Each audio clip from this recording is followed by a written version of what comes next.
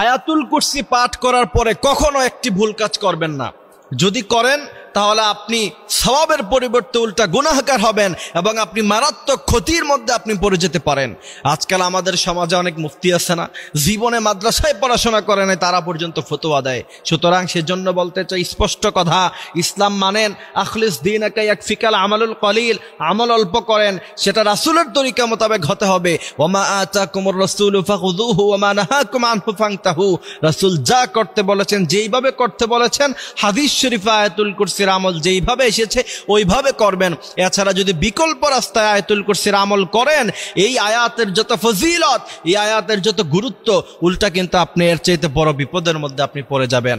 আয়াতুল কুরসি হলো কোরআনে কারিমের সবচেয়ে গুরুত্বপূর্ণ অংশ, সবচেয়ে গুরুত্বপূর্ণ আয়াত। কোরআনুল কারিমের গুরুত্বপূর্ণ সূরা আল ফাতিহা, সূরা ইয়াসিন, সূরা আর রহমান, কিন্তু সবচেয়ে গুরুত্বপূর্ণ আয়াত হচ্ছে আয়াতুল কুরসি।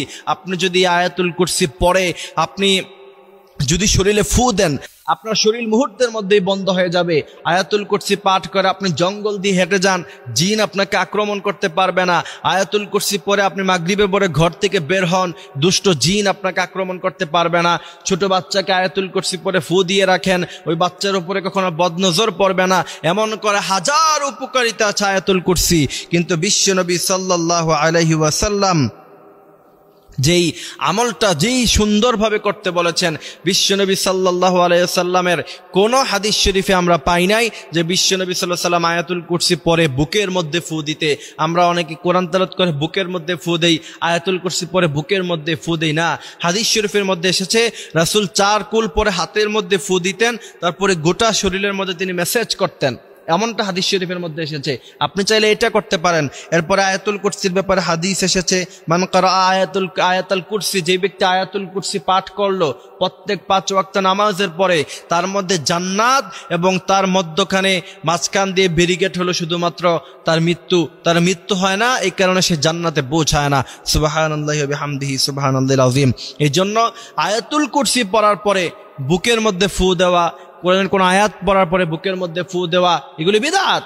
আপনি বিদআত যদি চালু করেন, বিশ্বনবী বলছেন কুল্লু বিদআতিন দালালা ওয়া কুল্লু দালালাতিন ফিন্নার। কোন ব্যক্তি যদি বিদআত করে তার অবস্থান হবে সরাসরি জাহান্নামের মধ্যখানে, আর প্রত্যেক বিদআত গুমরাহি।